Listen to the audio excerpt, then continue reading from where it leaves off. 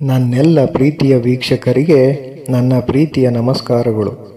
ನಮ್ಮ ಚಾನಲ್ನ ಇದೇ ಮೊದಲು ನೋಡ್ತಿದ್ದೀರಾ ಅಂದರೆ ದಯವಿಟ್ಟು ಸಬ್ಸ್ಕ್ರೈಬ್ ಮಾಡ್ಕೊಳ್ಳಿ ಫ್ರೆಂಡ್ಸ್. ಮುಂಚೆಯಿಂದ ನೋಡ್ತಿದ್ದೀರಾ ಆದರೂ ಸಬ್ಸ್ಕ್ರೈಬ್ ಆಗಿಲ್ಲ ಅಂದರೆ ದಯವಿಟ್ಟು ಸಬ್ಸ್ಕ್ರೈಬ್ ಮಾಡ್ಕೊಳ್ಳಿ ಫ್ರೆಂಡ್ಸ್, ಸಪೋರ್ಟ್ ಮಾಡಿ. ಆಚಾರ್ಯ ಚಾಣಕ್ಯರು ಬೋಧಿಸಿದ ವಿಷಯಗಳು ಇಂದಿಗೂ ಅನ್ವಯಿಸುತ್ತವೆ. ಸುಖ ದುಃಖ, ನೋವು ನಲಿವು, ಹಣ ಆಸೆ ಸೇರಿದಂತೆ ಜೀವನದ ಪ್ರತಿಯೊಂದು ವಿಚಾರಗಳ ಬಗ್ಗೆಯೂ ತಮ್ಮ ನೀತಿಯಲ್ಲಿ ಹೇಳಿರುವ ಆಚಾರ್ಯ ಚಾಣಕ್ಯ ಒಳ್ಳೆಯ ವ್ಯಕ್ತಿಗಳ ಪ್ರಮುಖ ಲಕ್ಷಣವೊಂದನ್ನು ತಿಳಿಸಿದ್ದಾರೆ. ಚಾಣಕ್ಯರ ಪ್ರಕಾರ ಒಳ್ಳೆಯ ವ್ಯಕ್ತಿಗಳು ಕೆಲವು ವಿಷಯಗಳನ್ನು ರಹಸ್ಯವಾಗಿ ಇಡುತ್ತಾರೆ. ಒಳ್ಳೆಯ ವ್ಯಕ್ತಿಯಲ್ಲಿ ಇರಬೇಕಾದ ಗುಣಗಳ ಬಗ್ಗೆ ತಮ್ಮ ಶಿಷ್ಯರಿಗೆ ಅನೇಕ ಉಪದೇಶಗಳನ್ನು ನೀಡಿರುವ ಆಚಾರ್ಯ ಚಾಣಕ್ಯರು ಕೆಲವು ರಹಸ್ಯಗಳನ್ನು ಬಹಿರಂಗಪಡಿಸದಂತೆ ನೋಡಿಕೊಳ್ಳುವುದು ಬುದ್ಧಿವಂತರ ಲಕ್ಷಣವಾಗಿದೆ ಎಂದಿದ್ದಾರೆ.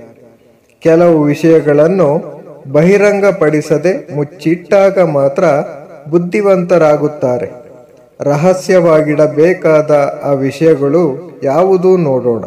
ಚಾಣಕ್ಯ ನೀತಿ ಪ್ರಕಾರ ಒಬ್ಬ ವಿಜ್ಞಾನಿಯು ತಾನು ತಯಾರಿಸಿದ ಔಷಧಿಗಳು, ಮಾಡಿದ ಸಹಾಯ, ಮನೆಯಲ್ಲಿನ ನ್ಯೂನತೆಗಳು, ಮಿಲನಕ್ಕೆ ಸಂಬಂಧಿಸಿದ ವಿಷಯ ಮತ್ತು ತಾನು ಕೇಳುವ ಕೆಟ್ಟ ಮಾತುಗಳ ಬಗ್ಗೆ ಯಾರಿಗೂ ಹೇಳುವುದಿಲ್ಲ. ಔಷಧಿಗಳ ರಹಸ್ಯ ಹೇಳಿದರೆ ಔಷಧಿಯ ಪರಿಣಾಮ ಕಡಿಮೆಯಾಗುತ್ತದೆ.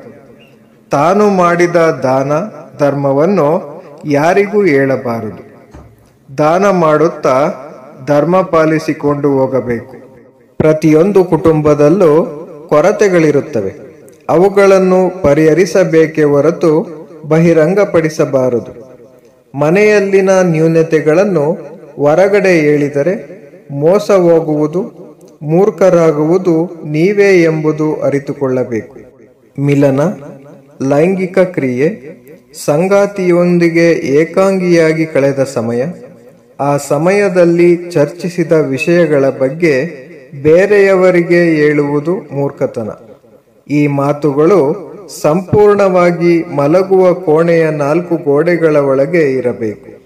ಇವುಗಳನ್ನು ಇತರರೊಂದಿಗೆ ಚರ್ಚಿಸುವುದು ಸೂಕ್ತವಲ್ಲ. ಯಾರಾದರೂ ನಿಮಗೆ ಸುಳ್ಳು ವಿಷಯಗಳನ್ನು ಹೇಳಿದರೆ, ಕೆಟ್ಟ ವಿಷಯಗಳನ್ನು ಹೇಳಿದರೆ ಅಥವಾ ನೀವು ಕೇಳಲು ಇಷ್ಟಪಡದ ಯಾವುದನ್ನಾದರೂ ಕೇಳಿದರೆ ಯಾವುದೇ ಸಂದರ್ಭದಲ್ಲೂ ಅದನ್ನು ಯಾರೊಂದಿಗೂ ಹಂಚಿಕೊಳ್ಳಬೇಡಿ. ಈ ಪದಗಳು, ಮಾತುಗಳು ನಿಮ್ಮ ತುಟಿಗಳನ್ನು ಮೀರಿ ಹೊರಬರಬಾರದು. ಅಷ್ಟೇ ಅಲ್ಲ, ಮಾತನಾಡುವಾಗ ಹಿತವಾಗಿ ಮಾತನಾಡಬೇಕು ಎಂದಿದ್ದಾರೆ Acharya Chanakya. Thank you for watching friends. Please subscribe my channel.